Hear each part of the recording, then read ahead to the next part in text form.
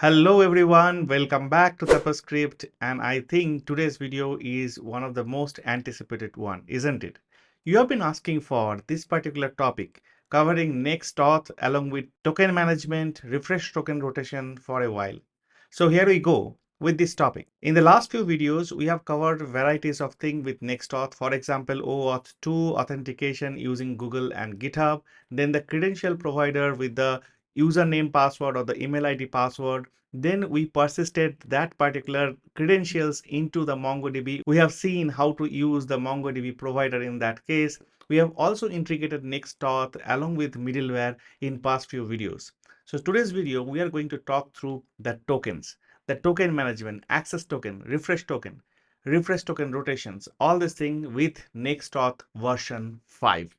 So without any further delay, let us get started. And if you're still thinking about subscribing to tapaScript, don't think much. Go ahead and subscribe because I provide quality content so that you learn and you learn better. As we'll be talking about access token, refresh token, all these things, let us first clarify the term token and what is the significance of token in authentication and authorizations. The image that you're seeing right now is taken from one of my past video where I've explained what is authentication and authorization is. If you have missed that video, go ahead and take a look.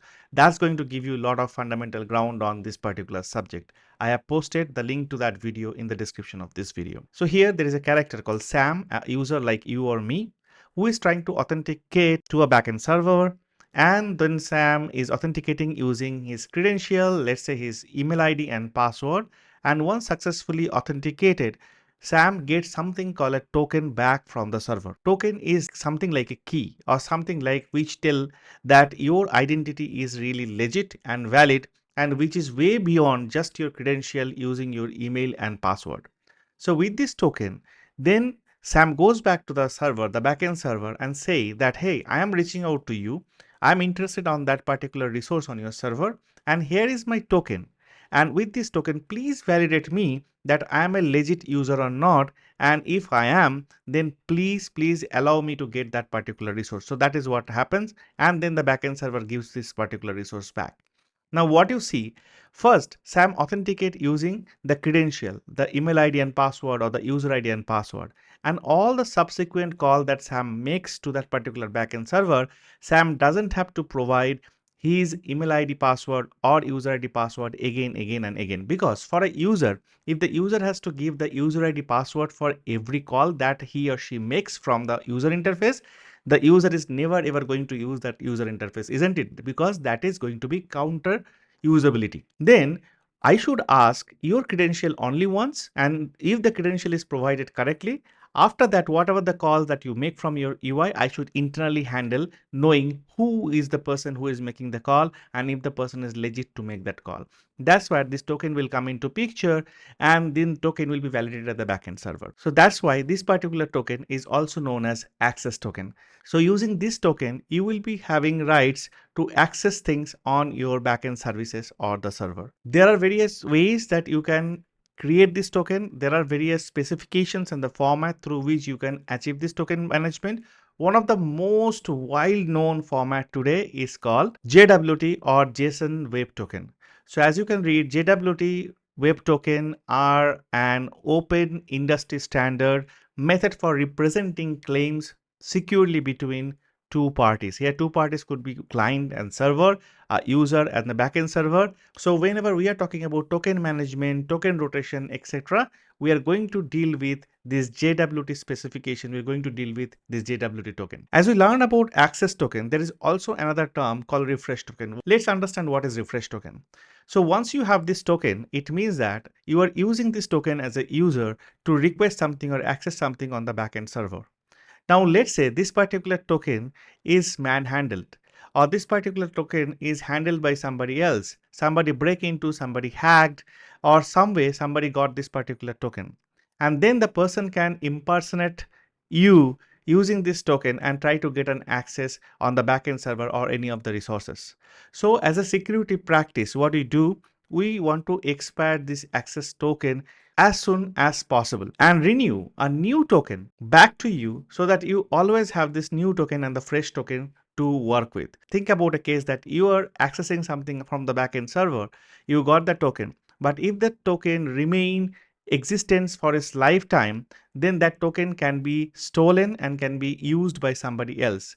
But if this token gets expired after a certain point in time, let's say after 1 minute or 2 minutes, what will happen even if somebody is stealing that token, by the time the person may be using that token would have got expired. So apart from access token, you also have something called refresh token, using which you can renew the access token back and use the new access token to continue your communication with the backend server. So that's why those two tokens, access token and refresh token, are pretty important in terms of authentication and the authorization between you as a client and the server at the backend. Now let us take a look into the code that we have developed so far with Next-Auth. If you recollect, we stopped with the middleware where we were able to authenticate, register, then put some kind of auth guard on our routes so that some of the routes user can access without authentication, some of the routes were not able to access without any sort of authentication. And if you remember the auth.js where most of the coding happened, we had the providers, we had credential provider through which email and password authentication was happening, and we were connecting to MongoDB, doing all the validations and all the authorizations over there. And then we also had a Google provider and then the GitHub provider. I hope you recollect the app as well. We had a simple app where you could click on this all products, go to a particular product, try to buy it, and if you're not authenticated, it will ask you to log in. And once you log in, you can now go to the checkout page. Also clicking on your avatar, you can go to a dashboard page. So that's what the basic app, but with a lot of context of authentication in it already. Now what are you going to do? I have created a backend, a full-fledged backend using Node.js, Express and Mongo, where I'll be able to register a user, and then on registering I can create certain things, certain data for that particular user, maybe the ID and all those things. Then I'll be able to log in the user. On login I can return access token and the refresh token. I can use the access token to call any other APIs on that particular server and then can get the details of it. If the access token expires, I have kept the expiry as 1 minute, then user won't be able to make this API call successfully. User will get the error like JW token expired, and then user can get a refresh token using the past refresh token to renew their new token and get a new access token again for 1 minute to do their work. And all these things are done through APIs and the API centric way. In the scope of this video, I'm not going to teach you like how to build a Node.js Express server to renew access token, refresh token, handle registration, handle login. That's a separate video in the Node.js topic. But I'm going to show you the endpoints and going to explain to you how those endpoints behave so that the code that we have written so far with Next.js in the auth.js file, I'm going to modify them accordingly so that it can talk to my server, get the access token. If the access token expire, it gets the refresh token, it does the refresh token rotation and make sure that when access token expire, none of the calls happen. I can redirect to the login page, and then when I have the renewal of refresh token, the user won't even feel that I am getting a new access token at the background, and the user experience is going to be very, very seamless, right? So let us look into first a diagram through which I'm going to explain all the endpoints to you, and then I'll be taking you to the Postman through which I'm going to show how those endpoints respond, and then we'll come back to VS Code and start our coding. Get into some intense business of understanding this. At the left side, what you see is the client side of things. And then I have a bunch of API. As I told, those API are built with Node.js and Express. This is my Node server where those APIs are available. At the back of it, I have a database, which is a MongoDB, where I'm storing all the user information as records. All right, so let's understand what kind of endpoints that we are talking about. So I have a registration endpoint, a register endpoint. If in case it is very small, I'm going to read it out, so don't worry about it. So registration is of course going to be a post call, and it expects an email and password as a payload. And then on a successful registration, it will respond back using the particular user's ID, the user that got registered, along with few information, for example, email. There is no point in sending the password back because of the security reason, as the person who has registered should remember their password. So this is one call. And then there is another call, another API endpoint is called /login. This is again a post call with the same email ID and password that the user had registered before. they will be making this particular API call.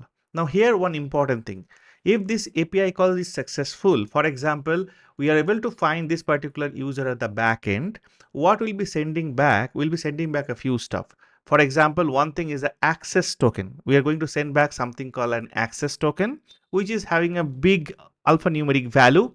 And then we are also going to send something called a refresh token. These are the two things I'll be getting from the API server.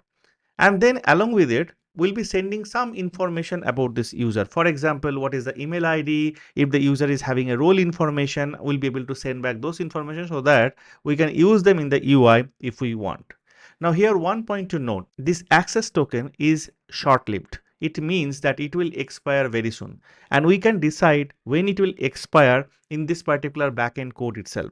For example, I have kept the expiry for 1 minute for this access token. However, the refresh token is something which won't expire immediately. I have kept 24 hours for this refresh token, like after 1 day only, this refresh token is going to expire.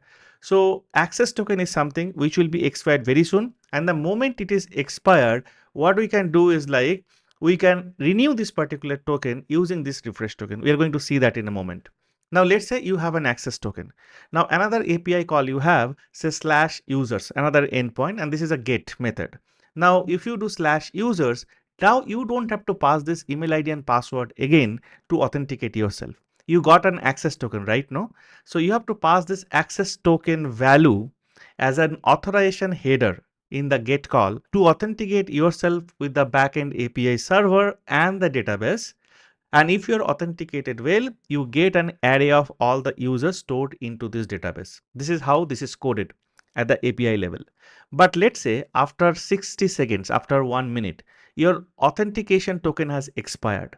I told the authentication token expiry time, I have kept 1 minute at the backend. If this gets expired and you are using the same auth token over here, same access token over here, then you won't be getting back this user list anymore. Because this is expired, now your API server and the backend doesn't know you by that particular token. So what you're going to get back here, you're going to get back an error saying that forbidden JWT token expired. I have given this as an error. You can give any error message of your choice. Now, what you have to do then? You have to refresh or renew your token. Now to refresh or renew your token, you have another endpoint called slash refresh, again a get, and here you will be passing as an authorization header the same token that you received over here with the refresh token. So you pass this one. Once you pass this, the API server is going to validate you. After API server is going to validate and find out that the refresh token that you have sent is to renew your access token, it is going to send back a new access token again and the refresh token. The longevity of this new access token is again 1 minute. So it means that if you are not using it in 1 minute to get this particular user back, you are again going to get this forbidden. But if you're using this new access token within the 1 minute, 60 seconds time to do slash users call, you are now going to get back the user list. So these are the endpoints that I have created for the demonstration purpose. And this is what we're going to see now with Postman very quickly. So here is the register endpoint. My backend server is running on localhost 5001. And in the body, I can give an email ID and password, for example, p@email.com, and the password is 1234. If I execute that, this user will be created in the backend MongoDB. So let's say this user gets created. Then the next call that I would be interested in is the login, where the thing starts. So in the login, the endpoint is /auth/login. And here, if you see the body, I am passing the same email and same password. Let me execute this one. When I execute, do you see what happened? What do you see at the bottom? You get an access token. This is the access token value. You get a refresh token. This is the refresh token value. And you get user information. For example, you get the email ID back and the user's role. The user is a normal user, not an admin. Something like that you get. Now, what you can do, you can take this guy. I'm going to copy this. Hopefully, I'm doing it within 1 minute. And I'm going to slash users. And I'm going to go to headers. I have the authorization header over here. This bearer token, I'm going to change to the new value. Now, as I click on send, you see that what I get the list of user information. I have all the users, I get their information over here. Now let's wait for this particular access token to get expired. It is going to take only 1 minute. We are not going to wait on this video, but let's assume 1 minute is passed. Now as I click on this send button, I see error forbidden JWT token expired because I given the expiry time as 1 minute. Now what I'm going to do, as it is got expired, I am going to the endpoint call slash refresh. Coming to the slash refresh endpoint, I'll be going to the header, and here I have to pass the refresh token that I had received when I logged in. So the refresh token I'm going to copy because its expiry is 24 hours. So this is not expired so far. And I'm going to go ahead over here on my refresh token and going to replace this particular token, whatever I used before for my testing, with this new one. And then I'm going to call send. Then I got a new access token altogether, again alive for 1 minute and again a refresh token. So I'll copy this access token now and go back to this users. I'll go back to my authorization header, remove the authorization header that I found as expired. I'm trying to do it within 1 minute so that it doesn't expire. Give this new token and say send. I get back the user again because this is a valid token, it's not expired yet. Again, once 1 minute passed, I'm going to get the JWT token expired. You got the point, right? Similarly, I also have a logout. That logout just clears up something if I'm adding something in the cookies and not. But for our refresh token rotation stuff, logout is not important at this point in time. Hence, it's time to go back to VS Code and start coding everything that we have done through Postman. Our backend node server is running on the port 5001. And it is also connected to MongoDB, as you can see. So I need to hook into this particular port on localhost as it is running. So HTTP localhost colon 5001 is my API server URL. That's exactly I have created as an environment variable in the .env file. Now let us move over to auth.js file, and here we'll be concerned about the credential providers. So credential provider code so far, whatever we have written, is dealing with MongoDB. So this is the Mongo model, find one, all these things we have seen in the previous videos, which practically we don't need it right now, because now we will be hooking into the node server using the API and not hitting on the MongoDB directly using Mongoose.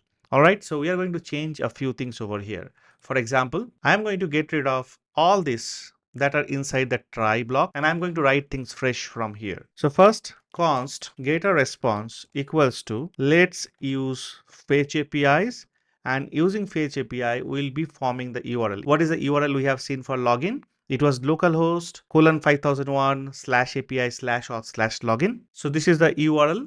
This will be HTTP localhost 5001 and then slash API slash auth slash login. And after this, I can pass certain parameters like an options, method, and the headers, right? So login will be a post call, and then as a body, I'm going to pass the payload, and the payload will be inside the credentials. Through that form, I'll have the email and password. So that's the body. I'm passing the email and password from the credentials. The same thing that we have done with the Mongoose and all. I'm just replacing the MongoDB call, the direct call, with the API call right now. That's the only thing I'm doing. And for the login to happen, you don't have to worry about any access token or any refresh token to pass, but you have to pass a header, and I'm passing a header called content type application slash JSON. That's it. Once this call is successful, I'm going to get back a response object over here. And once I'm getting the response object, taking this response object, I can check a few stuff. So for example, if response.ok, if it is not okay, then I can return null so that I can handle this exception in my server actions like how we have done previously. So there is no change over here. Here we are saying the credentials are invalid, right? Same thing.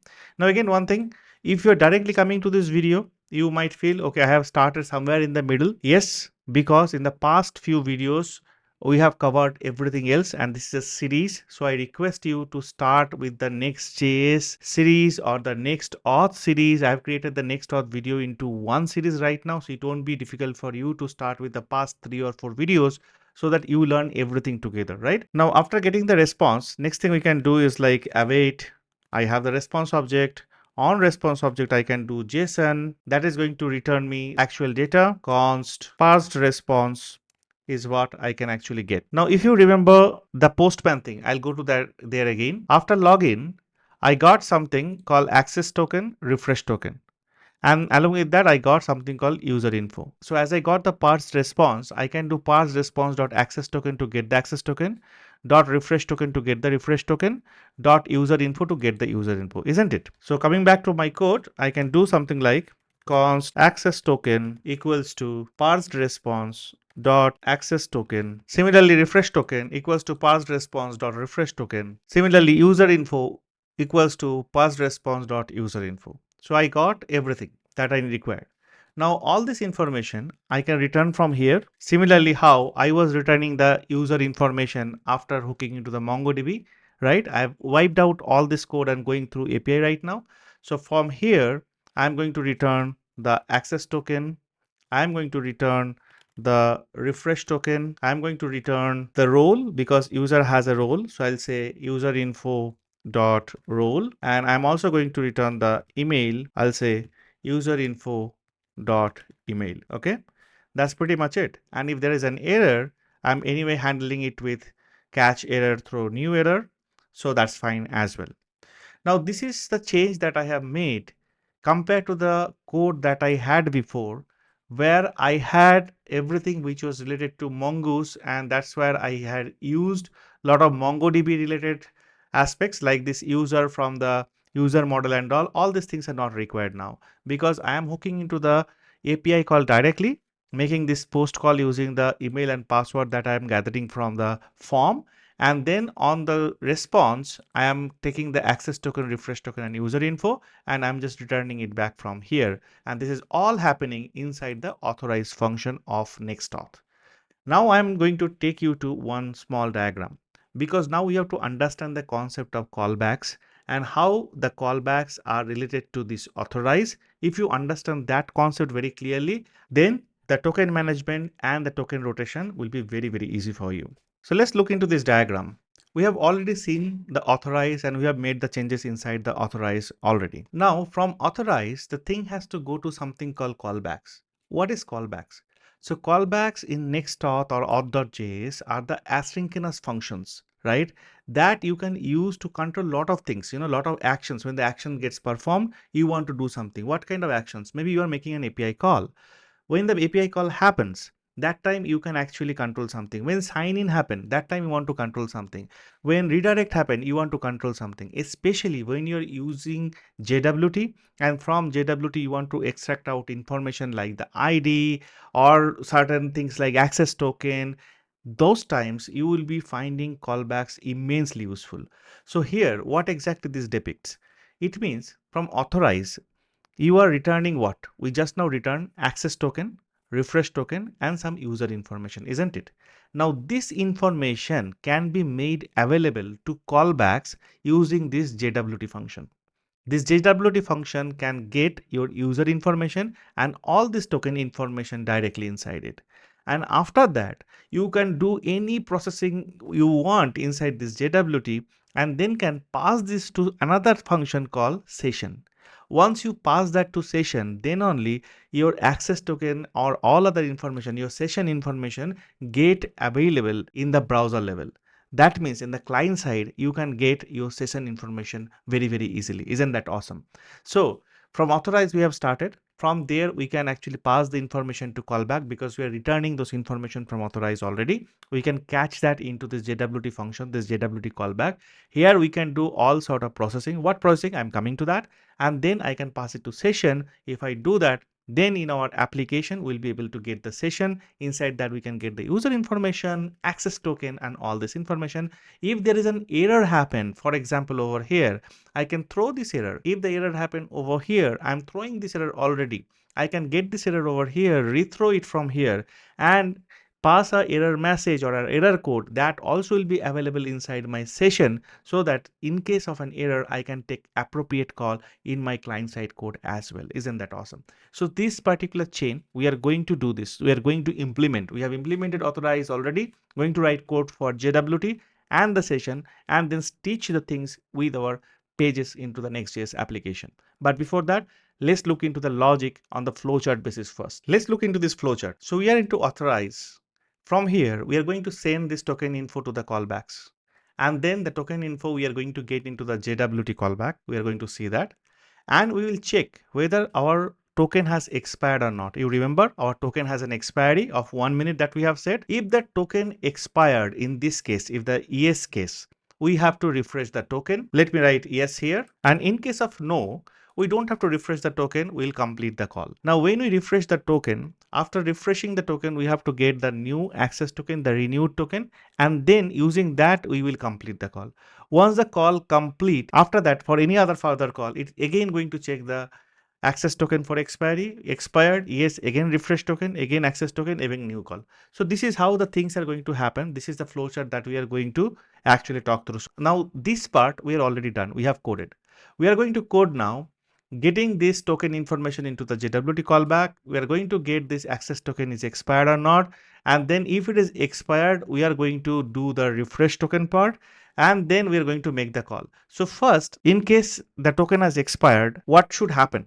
Probably if the token is expired, I should go back to the login screen. This is what the security measure I can take for my application. But that is not going to be usable for every call, every 1 minute. If you are throwing the user login screen, that's going to be really, really bad. But we're going to see that first. I'm going to fix that with this particular ES path afterwards. So coming to VS Code again, let me just collapse this providers because we won't be touching providers again. And just below providers, let us create something called callbacks. And this callbacks is going to be an object. In this object, you can define all the callbacks. The first callback that we're going to define is called JWT, and the value of it is an async function. So let's create an async function.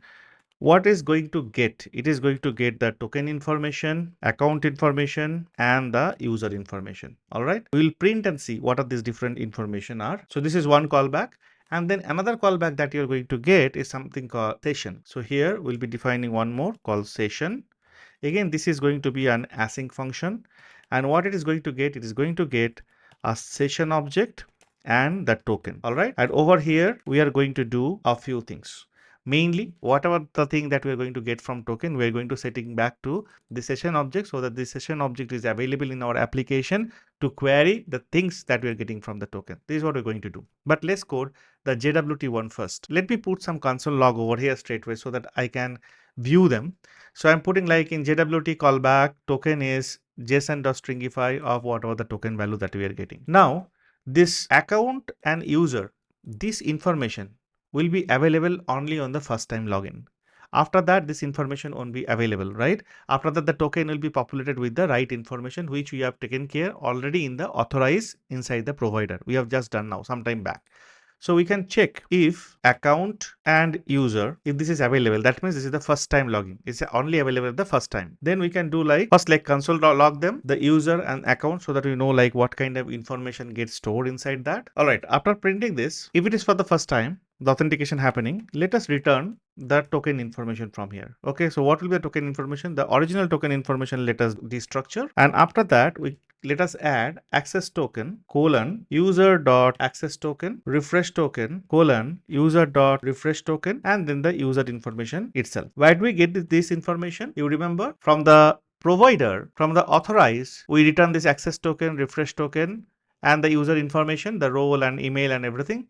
So we get basically info of user over here, and we are getting this access token, refresh token, and the user information itself getting added to the token. We can break this user information again into the role. If we want just the role or in the email want to add to the token information, we can do that. So whenever the first time authentication happening, a token is created. Now for the subsequent call, for the subsequent API call also you have to return the token, right? Because this if block is going to execute only for the first time. How about the next time call?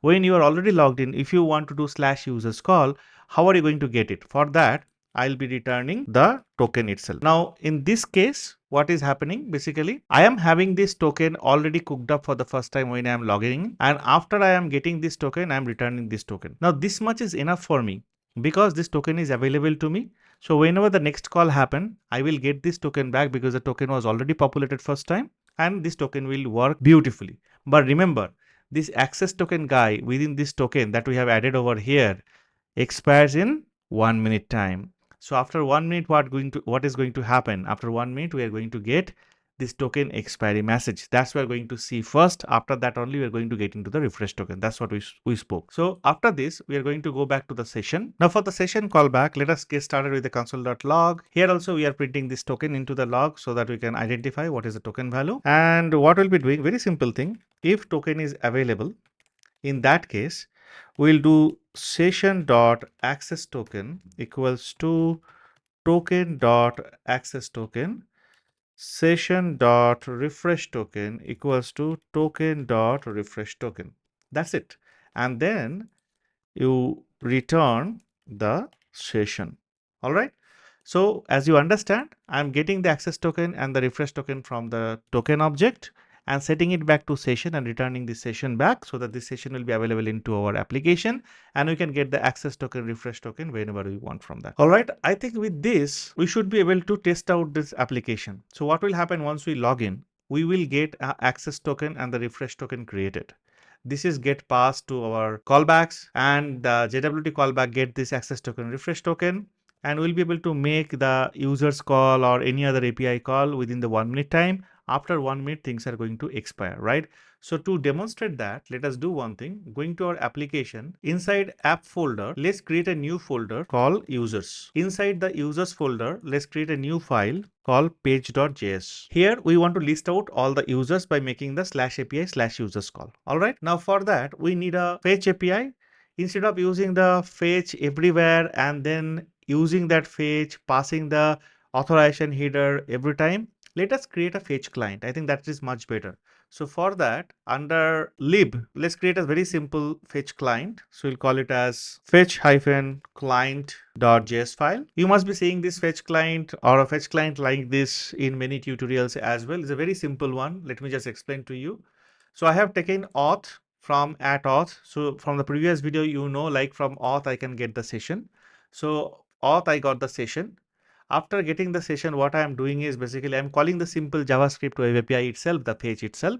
Here, whatever the URL I want to call, passing the URL. If you want to pass any options, I'm getting the options. In the header, what I'm going to do is like if the session is available, I am doing a bearer and then the session.access token and adding as a authorization header. The same thing that I was adding in the Postman, right? Authorization header and the value as a bearer and the access token. Same thing I'm handling. Now this code, I don't want to repeat everywhere wherever I want to use the fetch call. Instead of that, I can use this fetch client everywhere and the fetch client is going to do the needful. You can use the fetch call directly also and can, pass this authorization header as you wish. We can do that as. Let's see both the flavors. Now coming to the page.js file, let's import fetch client and create a user page. Async it has to be because we're going to make a call, a fetch call. Now, first thing is to make the fetch call and get a response. So await fetch client, and here I'm going to pass the URL. In this case, my URL will be /API/users. So again, the base URL /API/users. And after that, I'm going to pass the request stuff. For example, one header I can pass is like content type application JSON like this. And once the fetch client gets called, it already got this particular header, and then what happened is basically it will compute the session and automatically add this access token so that I don't have to again write this code over here. Okay, now I can check if response.ok is really okay or not. If it is not okay, I can check if response.status equals to 403. That is what I'm sending from the backend for token expire. I can say console.log token expired. Now let's assume the response.ok is really okay. So I can do const users equals to await response.json, or if it doesn't have any value, then an empty array. Let me do console.log of users as well. This is great. Now let's write the JSX part once quick. Let's take a div. Inside the div, let's create a h2 calling it user page. Then let's take one ULLI where we are just mapping through this particular users if there are users inside that.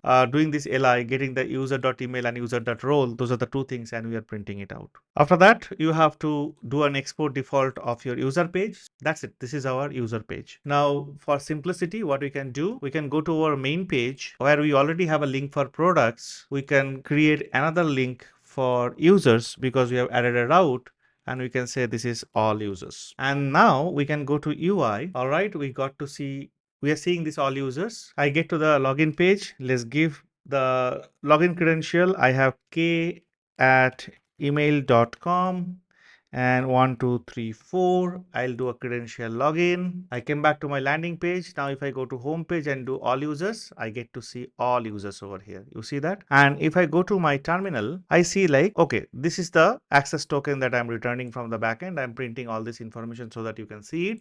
But now this access token that I'm getting over here, the span of it is just 1 minute. After 1 minute, if I'm trying to fetch the users, I am going to get the error that I have handled over here, right? I'm going to get this console.log token expired.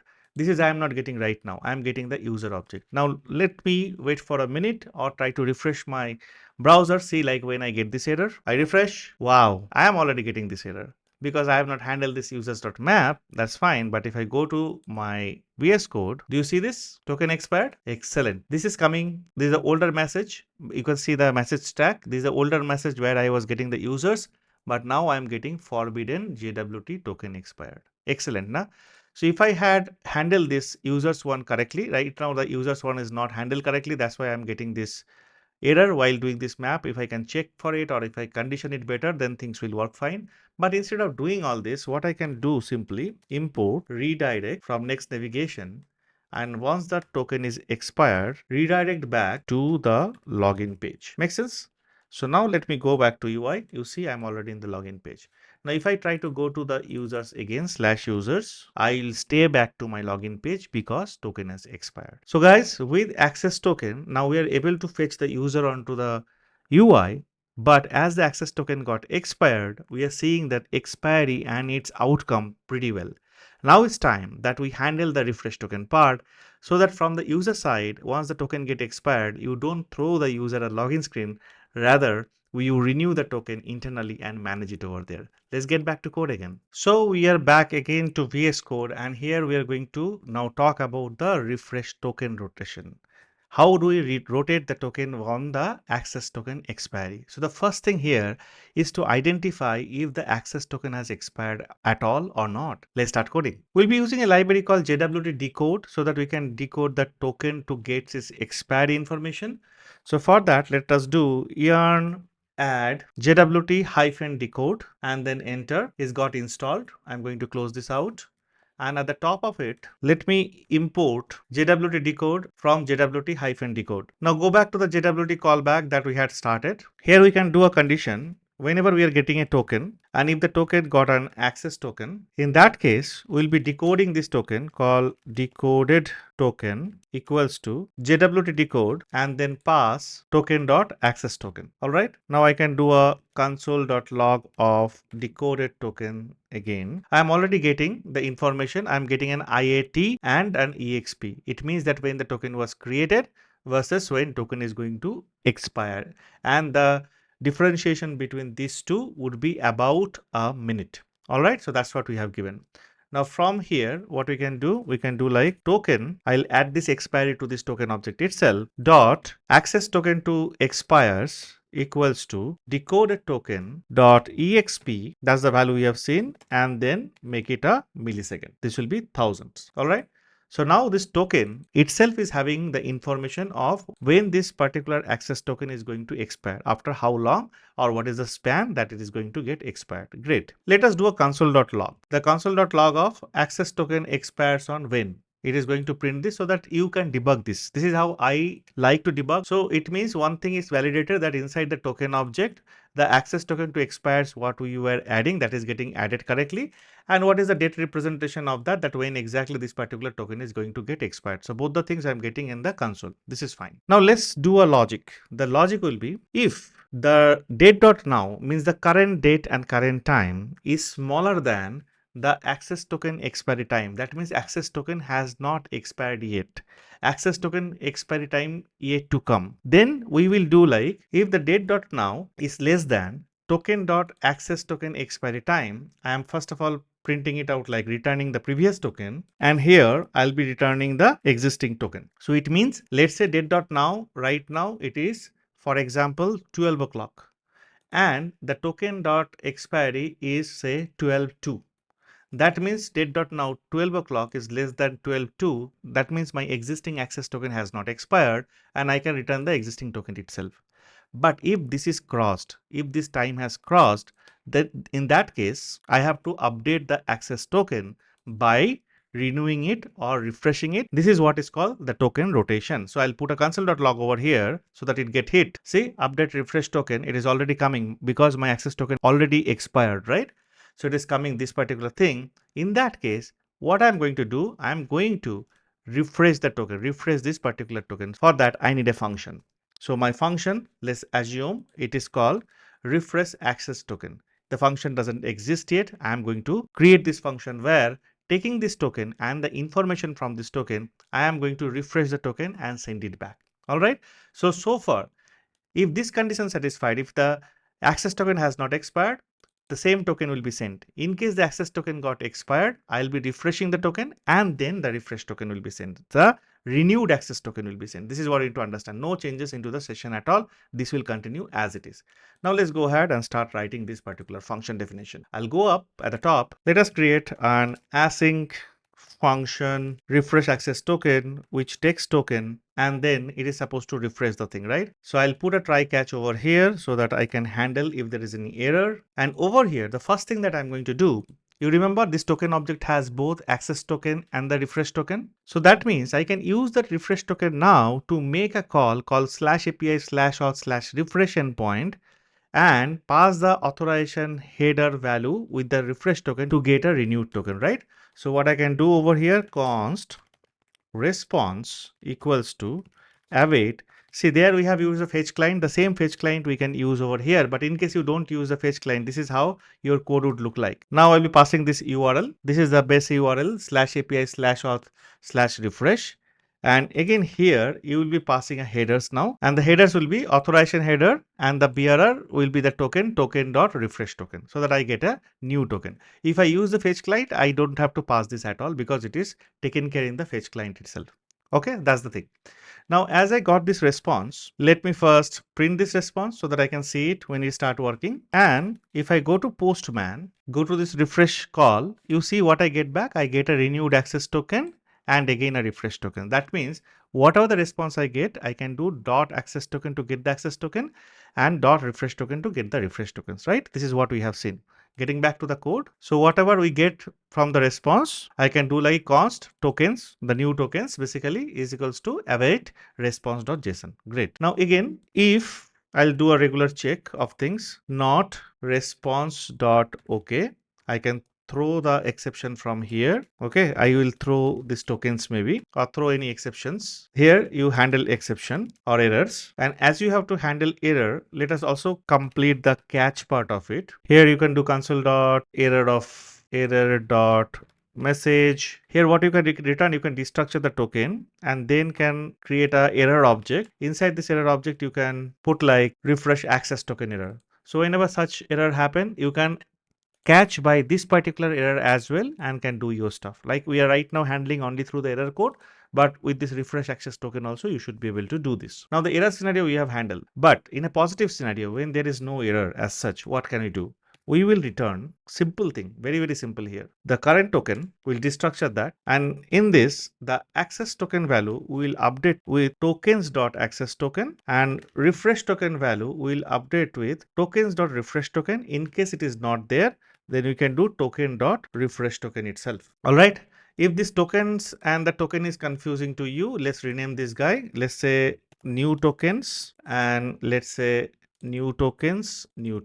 Make sense? So if the new tokens, the refresh token is there, then use that. Otherwise, keep using the older one, right? This is what we are saying. And this is the thing that we are returning.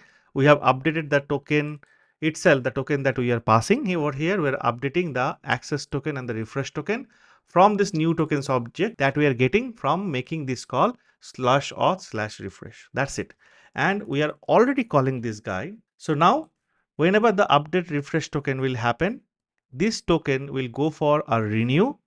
It will rotate it, means the rotation will happen. It will get refreshed and get a new access token, new refresh token. That new access token, that new refresh token now will be passed from this JWT callback to the session callback just like that before. So the session callback also will get the latest access token. So with this, now after 1 minute also our UI should not throw the login screen because internally we are renewing it. Let's see this in practice. Alright, so let's try things out. I'll click on all users. I'm asked to log in. So let's log in with k@email.com. This is the user I had created before, 1234, and do credential login. After this login, I'll go to product page, product tab homepage and say all users. I'm getting all users, and you're also seeing a timer that I have started, a simple stopwatch we have created.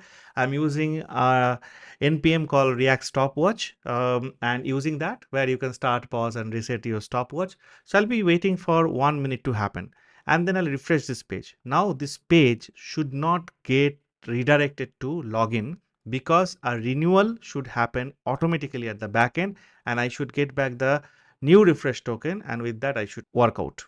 Let's wait. All right, 1 minute is getting past, 59, 1 minute is done. Now I'm going to refresh this. I'm going to make this slash users call again. You see that? I'm still getting how many times I'll refresh, I'll keep getting this. So that means my refresh token thing is working. If I go back to my console, so I'm saying this 403, this particular call has never got executed. Why? Because the refresh token has got renewed, it's never got expired. This has not come into the expired thing at all. You see all the time you're getting the user. If I go to auth.js, here also you can see that update refresh token had happened. Update refresh token happened, and then it got this particular refresh token by refreshing it. Okay. Now let's see with the timer itself, the same thing, the negative scenario. Here, instead of returning this, I'll copy this, I'll paste it again, and I'll be returning the token just like before. Now I am not renewing the token at all, right? Excellent. So if I go to my UI, I'm already into the login screen. Let's try this out. k@email.com 1234 credential login. Come to the home page. All users. First time is done. Now I'll wait for 1 minute again. I won't make you wait for 1 minute. So it's going to be 1 minute, 57, 58, 59, and 1 minute. So let us now refresh this page so that the user's call happen again. I gone back to login screen. So this is working. If I go to my code at the page, I'm seeing this token expired again. In the auth.js, it is trying to update the refresh token, but we have commented out this code, so we could not update the refresh token, got the old refresh token, which got expired, and we got the expired stuff. So to make the rotation happen, comment this out and comment this, your rotation will happen like before. Awesome, isn't it? So you learn with the concept, with fundamentals, with all the knowledge possible, and build the refresh token, the token management, the token rotation using Next-Auth version 5. So I hope you found it helpful. If so, please like this video and post your queries and comment in the comment section below. If I know the answer, you know that I will definitely get back to it. So with this, we have covered a lot of ground with Next-Auth version 5, which is still in beta, but we are experimenting things out and trying to make applications and the use cases solving scenarios with it. Next, I want to try some of the deployment scenario, like how to deploy our next auth specific stuff on something, and so that we can make it public instead of running it from the local host only. Also a few error scenarios, how to handle them, because there are questions about deployment and the error. I want to answer that. I want to try it myself, and if I'm successful, you're going to learn it. You're going to get a video about it. So don't wait. Go ahead and subscribe to tapaScript because the learning is awesome and fun on tapaScript. See you next very soon with next video.